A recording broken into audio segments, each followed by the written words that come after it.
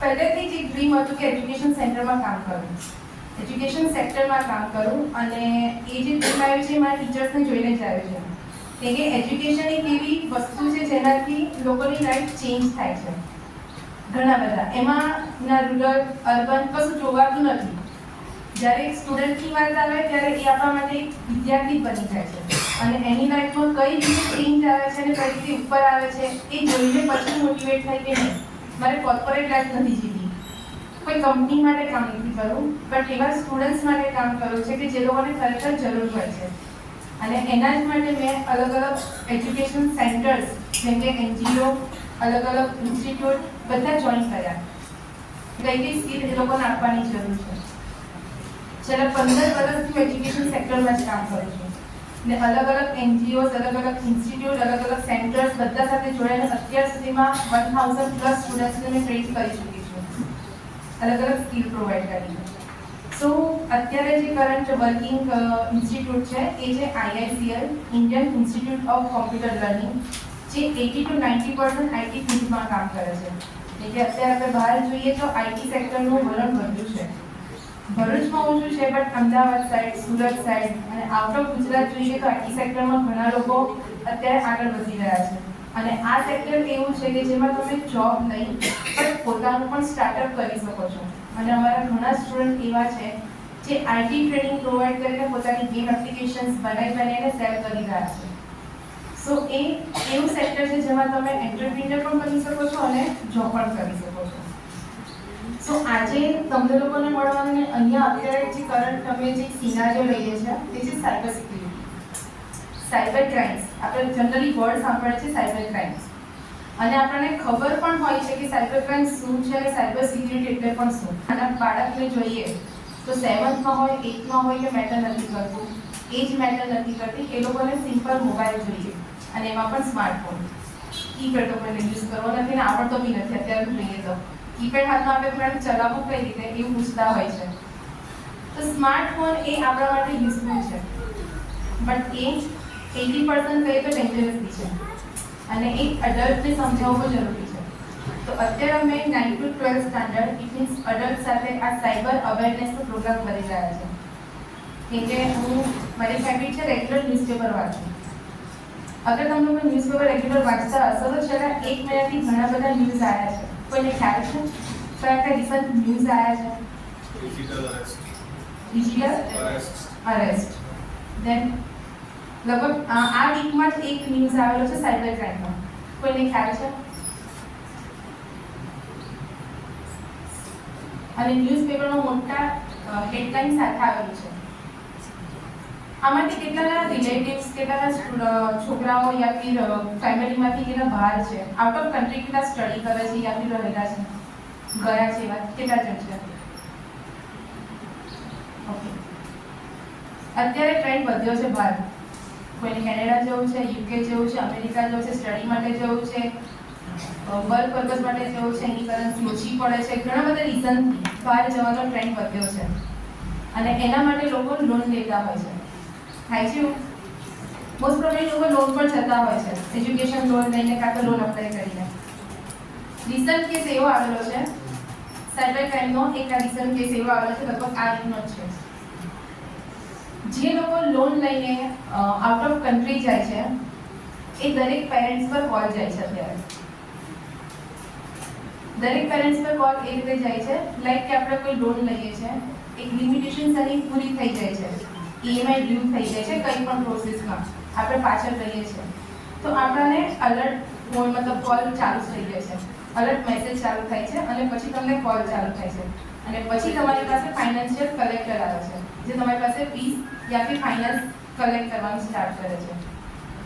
Recent cyber fraud એ રીતે થાય છે કે જેટલા પેરેન્ટ્સ કેમ કે બિચારા એટલા પેરેન્ટ્સ મજબૂરીમાં હોય તો એ લોકો કોઈ બી ભોગે એ લોકો લોન લઈને લોકોને મોકલવાની તૈયારી કરતા હોય છે.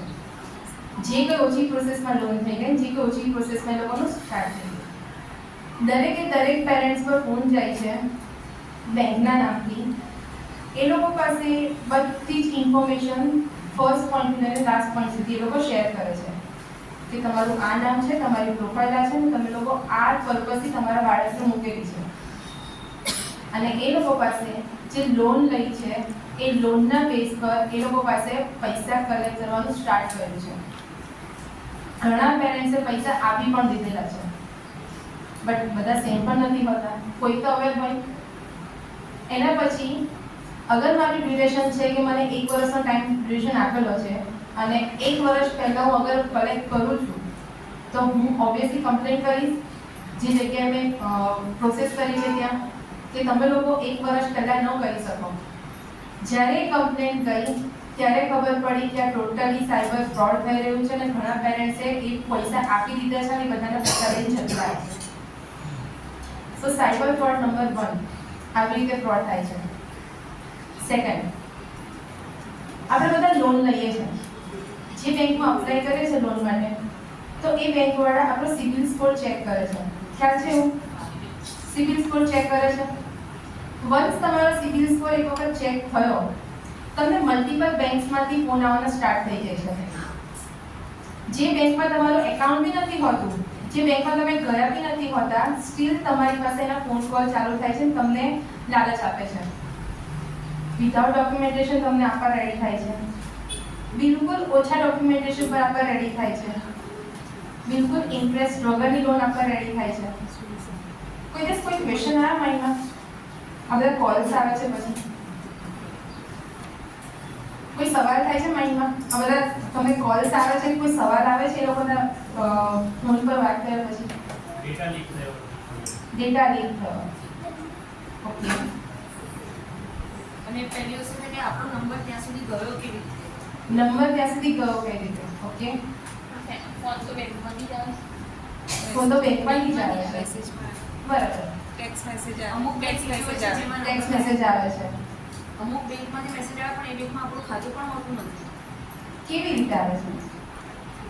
એ લોકોને ખબર કેવી રીતે પડે કે તમારો સિબિલ સ્કોર ચેક થઈ રહ્યો છે?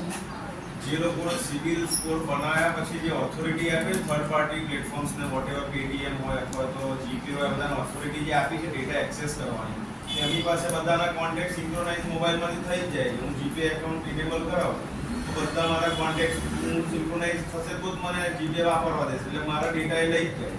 તો ડેટા તો સિક્યોર છે જ નહીં, તો કોઈક ને કોઈક રીતે આપણે આપી જ દઈએ. થર્ડ પાર્ટી એપ્લિકેશન ઇન્સ્ટોલ કરી દઈએ ભૂલથી, તો બતાવી દે કે આ એપ્લિકેશન છે એજ્યુકેશનલ બેઝ, તો એ કરો એટલે આપણો બધો ડેટા તો એ લોકો લઈ જ જાય. હવે તમે જે આ પોઈન્ટ કાઢો છો એના પર તમે ફરી એક્ઝામ્પલ આપો. જનરલી હ્યુમન માઇન્ડસેટ કેવો હોય? હ્યુમન મેન્ટાલિટી અહીંયા બધા હું પણ આવી છું. જ્યાં સુધી આપણને ફ્રીમાં, સસ્તામાં, ટકાઉ વસ્તુ મળતી હોય ત્યાં સુધી આપણે મોટી વસ્તુમાં જઈએ. મફત આ જે હ્યુમન માઇન્ડસેટ જે છે ને એ સામેવાળા માટે આપણો વીક પોઈન્ટ છે. આપણો વીક પોઈન્ટ એ છે કે જ્યાં સુધી આપણને કોઈ સ્કીમમાં, ઓછા પૈસામાં, મફતમાં, ટકાઉ, આપણે શું જોઈએ? ગુજરાતીનું માઇન્ડસેટ આ જ છે. ઓછા પૈસામાં જોઈએ, ટકાઉ જોઈએ અને વધારે જોઈએ. એટલું જ હોય કે નહીં? ખાસ કરીને લેડીઝને વધારે હોય. ઇવન હું પણ આવી રહ્યો છું. માર્કેટમાં જઈએ તો બટ ઓછું મળે છે ને, બટ આ જ માઇન્ડસેટનો યુઝ કરે છે સામેવાળા પર્સન. સામેવાળા પર્સન જ્યારે આપણી સાથે વાત કરતા હોય છે એ લોકોને આપણું માઇન્ડસેટ ખબર જ કે આ લોકોને ફસાવાના કઈ રીતે. પ્લસ કેમ તમને કહું સર, જેમ સરે કીધું એમ આપણે ઘણીવાર એપ્લિકેશન્સ ઘણી બધી યુઝ કરે છે, અથવા તો ઘણી બધી કોઈ પણ કામ કરવું હોય બધી એપ્લિકેશન અહીંયા આપણી પાસે અવેલેબલ હોય છે. તમે નેટ પર સર્ચ કરો તરત તમારી પાસે આવી જાય છે. અમુક એપ્લિકેશન એવી હોય છે કે એક બે સ્ટેપ પર પછી તમારી પાસે પેમેન્ટ માંગતી હોય છે. આપણે શું કરીએ એને સ્કીપ કરો. કેમ? પૈસા નથી આપવા. પૈસા આપીશ તમારા પૈસા જશે. ફ્રીમાં ક્યાંથી મળે છે? ઘણી એપ્લિકેશન જાણી જોઈને ફ્રીમાં બનાવે છે. જ્યારે તમે લોકો એપ્લિકેશન ડાઉનલોડ કરો છો એક ઝીપ ફાઇલ ડાઉનલોડ થાય છે. ઘણીવાર ઓબ્ઝર્વ કર્યું છે એવું? ઘણા સોફ્ટવેર તમે ડાઉનલોડ કરો છો ઝીપ ફાઇલ ડાઉનલોડ થાય છે. ઝીપ ફાઇલ ક્યારે ઓપન કરીને જોઈ છે? તમે સેટઅપ સિવાય કશું નહીં જુઓ. સેટઅપ જ જુઓ તો ખાલી સેટઅપ સિવાયના જે ફાઇલ ફોલ્ડર હોય છે એ શું હોય છે? ક્યારેક વિચારે? એ જ પ્રોબ્લેમ છે. આપણે ગમે તે એજ્યુકેટેડ હોઈએ સ્ટીલ આ બધી વસ્તુને સ્કીપ કરે છે. જે નાની નાની વસ્તુ હોય છે પણ કોઈ ઇમ્પોર્ટન્ટ હોય છે. ઘણી એપ્લિકેશન્સ તમને ફ્રીમાં ડાઉનલોડ કરવાનો એક્સેસ આપે છે. ફ્રીમાં ડાઉનલોડ થઈ બી જાય છે ને ઇવન તમને એક બે કામ સક્સેસફુલી કરવા દે છે, બટ તમને નથી ખબર કે તમે કોને ઇન્વાઇટ કરેલા છે. એની સાથે તમારા ડિવાઇસમાં લાખો વાયરસીસ હોય છે જે તમારા આખા ફોન આખા ડિવાઇસને સરેન્ડર તમે જાતે કરો છો. તમારું આખું ડિવાઇસ સરેન્ડર થઈ જાય છે અને સ્ટીલ તમને ખબર નથી પડતી કે એમાં કોઈ ચેન્જીસ નથી આવતું. હા, લાસ્ટમાં એક તમને મેસેજ બતાવે છે યસ એન્ડ નો. જ્યારે ઇન્સ્ટોલેશન કરવાનું હોય, ઇન્સ્ટોલેશન કમ્પ્લીટ થાય ત્યારે તમારા ડિવાઇસમાં ચેન્જ થશે એવો તમને અલર્ટ બોક્સ બતાવે છે. યસ એન્ડ નોનો તમને ઓપ્શન બી આપે છે. જો કદાચ ત્યાંથી તમે ઓબ્ઝર્વ કરતા હોય તો આવે છે. આપણે ઉતાવળ એટલી હોય આપણે બધું ઓબ્ઝર્વ નથી કરતા, સ્કીપ કરીએ છીએ, બટ ઇમ્પોર્ટન્ટ વસ્તુ છે. અગર તમે નો કરો છો કે તમારા ડિવાઇસમાં કોઈ ચેન્જ જરૂરી છે, તમને જોઈએ છે, નો કરો છો તો એપ્લિકેશન ત્યાં બંધ થઈ જશે. બટ અગર તમને એટલી બધી જલ્દબાજી હોય છે અને યુઝ કરવાની, યસ કરીને જવા દો છો, ઇટ મીન્સ તમારું ડિવાઇસ એને સરેન્ડર થઈ ગયું. આપણા ડિવાઇસ જે મોબાઈલ હોય છે, મોબાઈલની જ્યારે પ્રોપર્ટીઝ તમે ચેક કરી છે? મોબાઈલની જ્યારે પ્રોપર્ટીઝ ચેક કરી છે, આપણને ત્યારે એટલું ખબર હોય છે કે કેટલા જીબી રેમ છે, કેટલી મેમરીઝ છે ને આ બધું છે. બટ જ્યારે તમે એની પ્રોપર્ટીઝ પ્રોપર ચેક કરશો તેમાં બધી જ વસ્તુ આવશે, આઈપી એડ્રેસ, આ તે બધી વસ્તુ આવે છે. કોઈને ખ્યાલ છે એવું? અગર તમારા ડિવાઇસનું એક સિંગલ લાઈન કોઈને મળી ગઈ, તમારું ડિવાઇસ તમારું હેક થઈ ગયું. તમને કોઈ ચેન્જ ખબર નહીં પડે, તમને ખ્યાલ પણ નહીં આવે, તમને એ મેસેજીસ આવશે બહારથી. અત્યારે એક રિયલ કેસ કહું, મારી બાજુમાં ગવર્મેન્ટ ટીચર રહે છે. એ જે ગવર્મેન્ટ ટીચર છે, હવે સ્કેમ નંબર 2. જ્યારે આપણા મોબાઈલમાં કોઈ મેસેજ આવે છે, આપણને top of the mobile notification આવે છે નોટિફિકેશન કોઈ પણ મેસેજ આવે તો આપણે જ્યારે કોઈ મેસેજ ઓપન કરવો હોય તો ઓબ્વિયસલી એને આપણે લિંક ઓપન કરવી પડે, નોટિફિકેશનને ઓપન કરવી પડે. અત્યારે રિસન્ટલી જે થાય છે સ્કેમમાં, જે નોટિફિકેશન હોય છે એક લિંક હોય છે. જનરલી લિંક કયા કલરની હોય? Blue colour. એ નોટિફિકેશનમાં તમને લિંક બ્લુ કલરની હોતી નથી. એ નોટિફિકેશન એક લિંક હોય છે.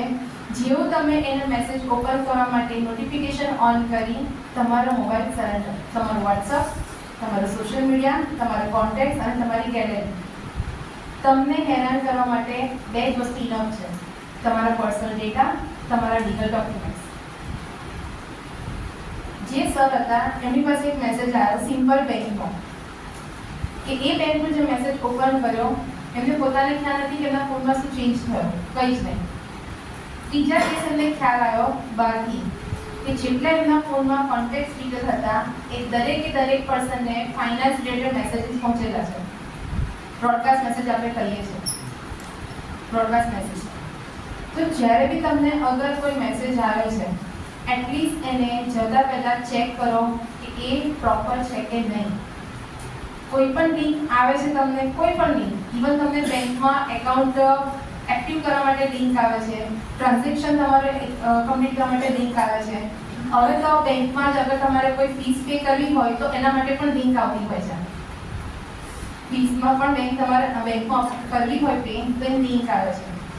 પણ જરૂરી નથી કે એ લિંક તમને બેંકમાંથી જ મળે છે. એનું તમને રિયલ કેસ કહું, લગભગ આ જ મંથમાં એક કેસ આવેલો છે.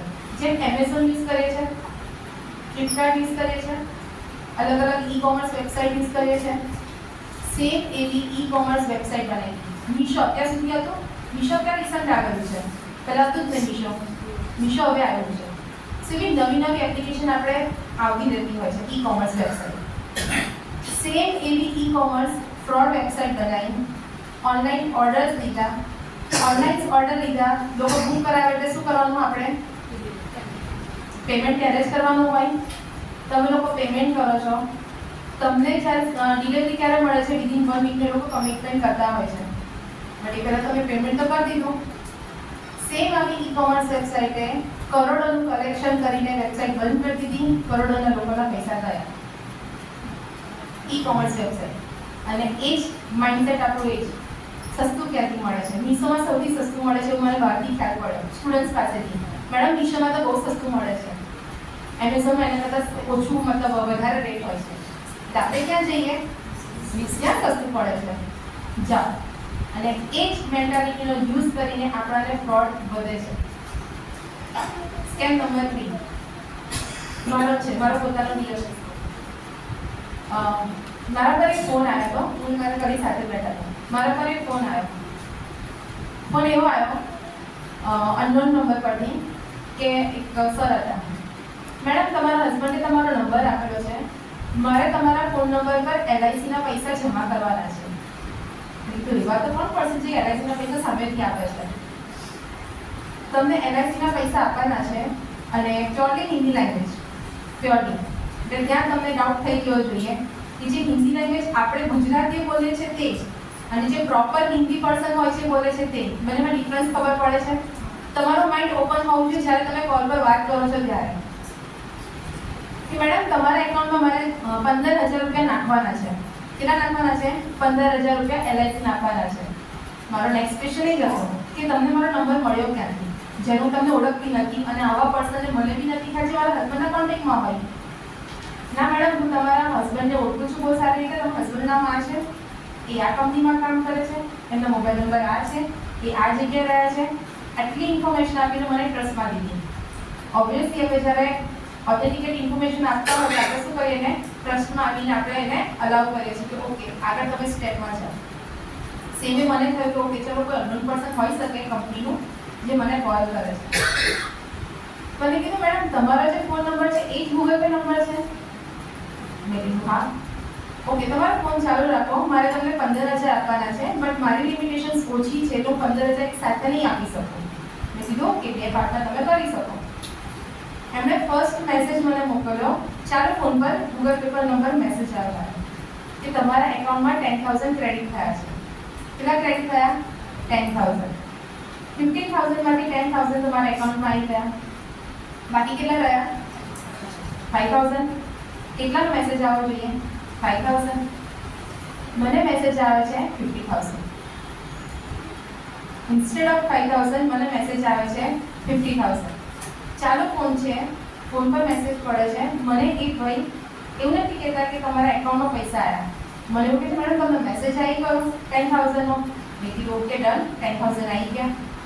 હવે તમને 5,000નો બીજો મેસેજ આવશે એટલે તમારી પાસે 15,000 મારા આવી ગયા. મેસેજ આવે છે 50,000.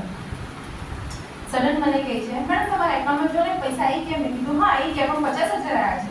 અરે રે, બાય મિસ્ટેક મારે 1 0 વધારે થઈ ગયો. આ રિયલ છે મેડમ, મારી સાથે બેઠા હતા.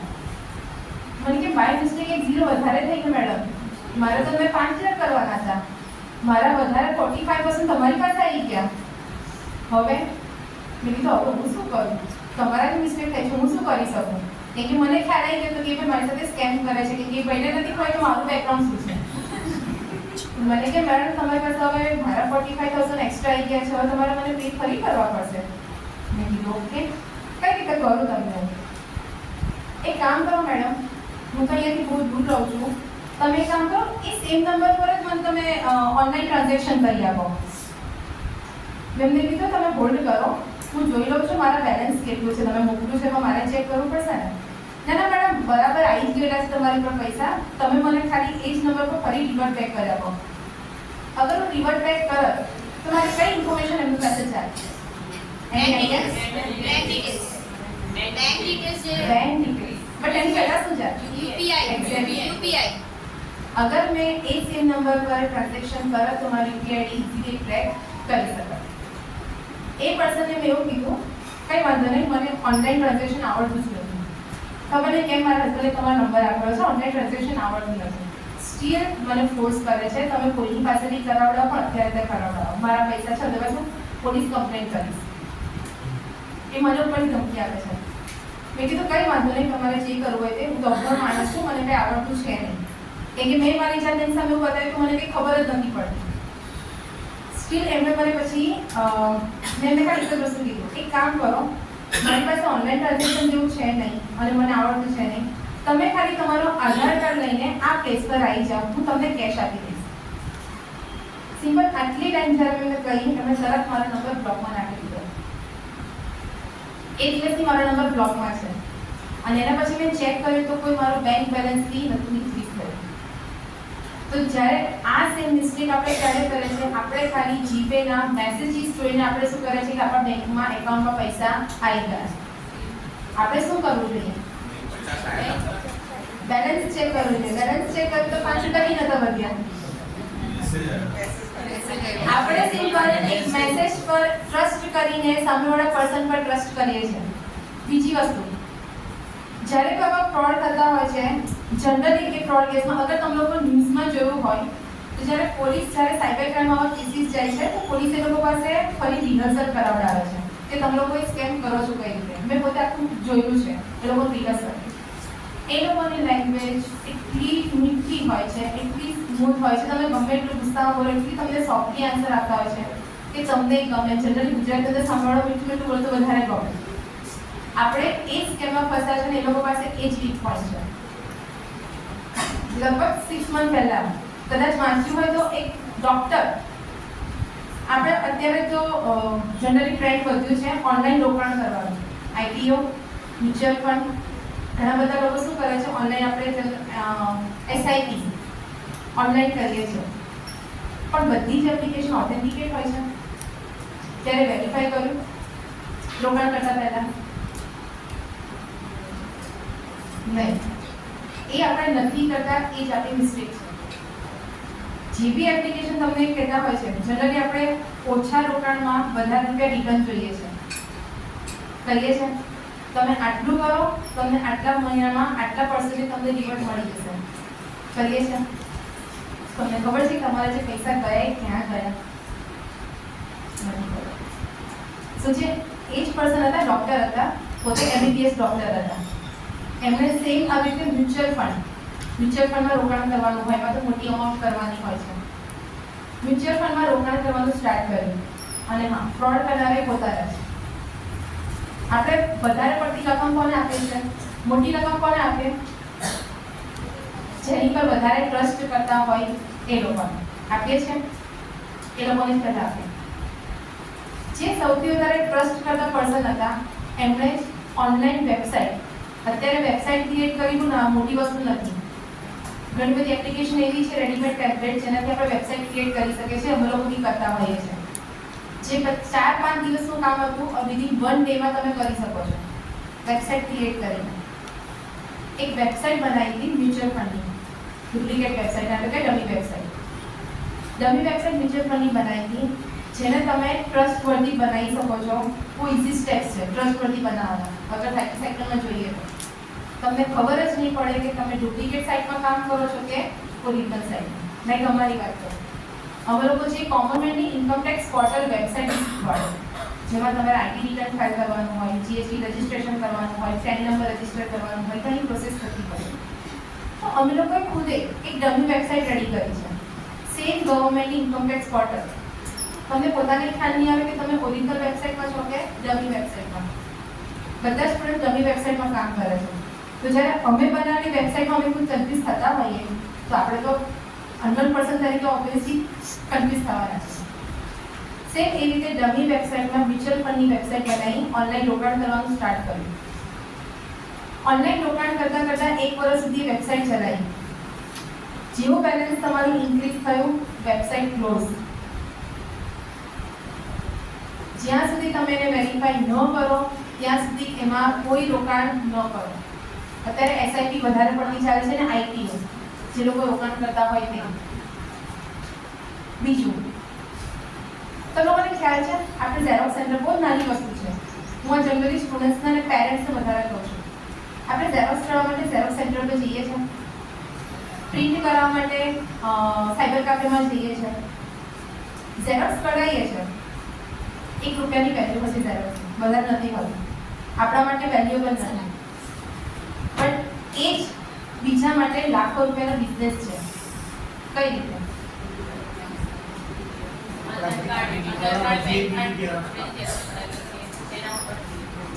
આપણે આધાર કાર્ડની ઝેરોક્સ કરવા માટે જઈએ છીએ. ઘણી વાર ઝેરોક્સ એ લોકો કહે છે ડુપ્લિકેટ નીકળી, ઝાંખી નીકળી, ડાર્ક નીકળી, વેસ્ટેજ છે, ડબલ નીકળી ગઈ છે. આપણે શું કરીએ છીએ? આપણે જે ફેર હોય એ લઈને નીકળી જઈએ છીએ. ત્યારે વેરીફાઈ કરો કે તમારો જે ડમી જે આધાર કાર્ડ જે ઝેરોક્સ મૂકીને આવ્યો છે એ લોકો શું કરતા હોય છે. કોઈ વિચાર્યું, કોઈ વેરીફાઈ કર્યું? કોઈ એ વેરીફાઈ કર્યું કે એને ફાડીને આવ્યા છો કે ખાલી ગૂંચો વાળીને આવ્યા છો? અને એ લોકો ક્યારેય ડૂચોવાળી મૂકે છે? જોયા છે તમે લોકોએ? મેં તો ખુદ જોયું છું, જ્યારે બી ઝેરોક્સ કરવા માટે જાઉં છું એ લોકો એક અલગથી બોક્સ રાખે છે. આવા બધા આધાર કાર્ડ અંદર નાખતા હોય છે. હું જનરલી આ બધી વસ્તુ વધારે ઓબ્ઝર્વ કરતી રહેતી હોઉં છું કે કોઈ ક્યાં શું કરે છે, ને કે એ જ તમને અવેર કરાવતા હોય. તમારી 1 રૂપિયાની ઝેરોક્સ સામેવાળા પર્સન માટે લાખોનો બિઝનેસ કરે છે. માર્કેટમાં મોટા મોટા ડેટા સેન્ટર ઊભા થયા છે. અત્યારે રિઝલ્ટ 1 મહિના પહેલાનો કેસ હતો. એક્ઝેક્ટ ન્યૂઝ નથી ખબર, બટ એમાં એવું છે કે આપણી બધી લીગલ ડોક્યુમેન્ટ્સ એક જગ્યા પર આપણે બહુ ટ્રસ્ટથી આપતા હોઈએ છીએ. એ કઈ છે? બેંક. બેંકમાં આપણે જરૂરિયાત પ્રમાણે એકેડેમિક ડોક્યુમેન્ટ્સ આપીએ છીએ. Aadhaar card, PAN card, mobile number, અત્યારે કેવાયસી બધી વસ્તુ કનેક્ટ કરાવીએ છીએ. રિસન્ટ કેસમાં એવું છે કે બધાના માઇન્ડસેટ સેમ નથી હોતા, બધું સ્ટીલ કહું છું. કોઈકને કોઈક તો લાલચમાં આવતું હોય છે. એક નામાંકિત બેંક છે, એ બેંકના એક કર્મચારીએ એમના જે લાખો કસ્ટમર છે, લાખો કસ્ટમરના ડેટા આઉટ ઓફ કન્ટ્રીમાં શેર કર્યા. આ રિયલ કેસ છે. આ બધા કેસીસ હું વાંચતી રહેતી હોઉં છું, જેથી આપણે અવર રહી શકીએ અને બીજાને કરી શકીએ. તો તમારી ડિટેલ્સ કેમ કે જનરલી આપણે બેંકમાં જ્યારે એક સેટ માંગ્યો હોય છે, આપણે 2 સેટ આપીએ છીએ. એક રાખો ને એક્સ્ટ્રા કરીએ છીએ. આપણે ચાલો ભવિષ્યમાં આપણે ધક્કો નહીં ખાવો પડે, તો તમારે એક ધક્કામાં એ લોકોનું કેટલું કામ તમે લોકોને કરી આપો છો એ તમને ખ્યાલ નથી. અને આ કેસ ન્યૂઝપેપરમાં આવેલો છે. એ પર્સને આઉટ ઓફ કન્ટ્રીમાં આપણા બધા લાખો કસ્ટમરના ડેટા વેચેલા છે, શેર કરેલા છે, અને એ લોકો આપણા ડેટાના બેઝ પર કામ કરી રહ્યા છે, જે આપણને બી ખબર નથી. તમને ખબર છે તમારા નામ પર કેટલા એકાઉન્ટ ચાલતા હોય છે જે તમે યુઝ કરો છો? તે બીજા કેટલા એકાઉન્ટ છે? એની આઈડિયા નહીં. 2 દિવસ પહેલાની વાત કરું, હું વલણ જતી હતી. વલણ ફાટક પર ઊભી હતી. એક પર્સન વાત કરતા હતા. હવે લીગલ મેટર એવી થઈ છે કે એક ભાઈનું બહુ મોટું ખેતર હતું. એ ભાઈ ફોન પર વાત કરતા હતા, બહુ ટેન્શનમાં હતા. એ ભાઈનું ખેતર હતું મોટું અને એમના ખેતરમાં લીગલ ડોક્યુમેન્ટ્સ હતા. એમની સાથે ફ્રોડ એ રીતે થયેલો છે અને આ ફ્રોડ થયો છે કોઈ પણ એક સાયબર કાફેમાંથી.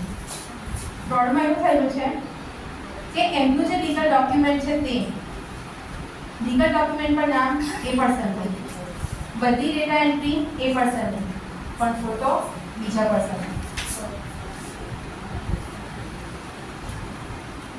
ફોટો કોઈ બીજા પર્સનનો. ઇટ મીન્સ જમીન છે મારી, બોલે છે બીજાની, સોદો કરે છે બીજા પર્સન. તો ક્યાંથી થાય છે? જ્યારે આપણે કોઈ ડોક્યુમેન્ટ્સ પ્રિન્ટ કરવા માટે જે છે આપણે ડોક્યુમેન્ટ્સ એ પીસીમાં ડાઉનલોડ કરાવીએ છીએ, પ્રિન્ટ પહેલે નીકળી જઈએ છીએ, પછી ડાઉનલોડ કરાવેલી વસ્તુ છે એને આપણે ડિલીટ કરાવી. કેટલા લોકો કરાવે છે? કોઈ નહીં. ત્યાંથી ફ્રોડ ચાલુ થતા હોય છે. 80% સાયબર કાફે વાળાનું કનેક્શન હોય છે, કમિશન બેઝ પર કામ કરતા હોય છે અને આ પકડેલા લોકો છે. કેમ કે અમે સાયબર ક્રાઇમની ઓફિસની બાજુમાં જ છે. સો નાની વસ્તુ છે પણ ઇમ્પોર્ટન્ટ વસ્તુ છે. એટલીસ્ટ તમે તમારા પેરેન્ટ્સ, ઇવન તમારા સ્ટુડન્ટ્સ, તમારા ચિલ્ડ્રન દરેક જણને અવેર કરી શકો. લાસ્ટ છે સોશિયલ મીડિયા. સોશિયલ મીડિયા એવું પ્લેટફોર્મ છે જેના પર આપણે આપણા data, private data, personal data સામેથી આપે છે. તમે લો એને યુઝ કરો. જેમાં આપણને જનરલી હોય છે, ફોર એક્ઝામ્પલ હું વાત કરું, અગર મને કોઈ અચીવમેન્ટ મળે છે તો હું શું કરીશ? આપણે લોકો સાથે શેર કરીએ છીએ, પર્સનલી અને ગ્રુપમાં. આપણો પર્સનલ ફોટો, આપણો ગ્રુપ ફોટો, આપણો એકેડેમિકના કોઈ પણ ડોક્યુમેન્ટ્સ, એ આપણને ઘણી અંદર ખુશી એવી હોય છે કે બધું શેર કરી દઈએ. પણ તમને ખ્યાલ નથી કે તમારા જે લીગલ ડોક્યુમેન્ટ્સ હોય એના બેઝ પર કેટલા લોકો જોબ કરતા હોય છે. અને આ રિયલ કેસ બની ગયો છે મારી ફ્રેન્ડ સાથે. એણે એના બધા એકેડેમિક ડોક્યુમેન્ટ્સ ફેસબુક અમારા ટાઈમ પર ચાલતું હતું, ફેસબુક પર બધું શેર કર્યું. એક 3 ઇડિયટ મૂવીમાં એક રિયલ કિસ્સો બતાવેલો છે. 3 ઇડિયટમાં 4 વર્ષ કોલેજ કરે છે કોઈ અલગ, બટ ફોટામાં દેખાય છે કોઈ અલગ. આ રિયલ કિસ્સો છે. આ થયેલો છે મારી ફ્રેન્ડ સાથે. કોઈ ડોક્યુમેન્ટ ચેન્જ કરવું તો ઘણી એપ્લિકેશન છે. ખ્યાલ છે એ એપ્લિકેશન ઘણી બધી એવી છે કે અગર હું ઊભી છું, ફિમેલમાંથી મેળ કરીશ તો બી સામેવાળા પર્સનને ખબર નહીં પડે. સો આ બધું મારી પાસે લોટ ઓફ એક્ઝામ્પલ છે, but due to lack of time share નથી કરી શકતી. એના બધા વસ્તુ રિયલ છે જેની પર મેં કામ કરે છે. સો હેકિંગ બે ટાઈપના હોય, વ્હાઇટ હેટ હેકર અને બ્લેક હેટ હેકર. આપણે જ ફોકસ કરે છે વ્હાઇટ હેટ પર અને માર્કેટમાં થાય છે બીજું. સો તમને જે વસ્તુ શેર કરી એ રનિંગમાં અત્યારે કરંટ આપણે લોકો યુઝ કરે છે અને એનામાં આપણે અવેર પણ છે, પણ સ્ટીલ કરતા નથી એવી ઇન્ફોર્મેશન છે. સો તમને જે ઇન્ફોર્મેશન આપી છે એ રીતે છે કે જે તમારા સ્ટુડન્ટ્સને તમારા ઘરે ઇવન તમારા જે પેરેન્ટ્સ હોય એ લોકોને બી તમે અવેર કરી શકો છો. બરાબર. સો ફરી કોઈ વખત ચાન્સ મળશે તો હું ફરી શેર કરી શકીશ, બટ